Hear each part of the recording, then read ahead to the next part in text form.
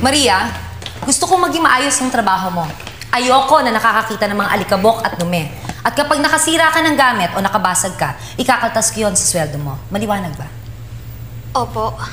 Madam, kapag sumasagot ka sa akin, palaging may madam. Opo, madam. Good. At ito pa ang pakakatandaan mo, Maria. Ayoko sa katulong yung madaldal, chismosa at pakialamera. Kaya itiko mo yung bibig mo. Ayoko ipinagkakalat mo sa mga tao dito kung saan kita pinulot, kung ano ang dati mong trabaho at kung ano ka. Naiintindihan mo? Opo, ma'am. Madam! Opo, madam.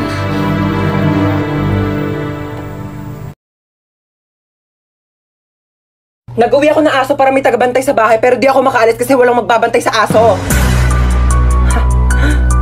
So, sino talagang aso sa ating dalawa? Ha?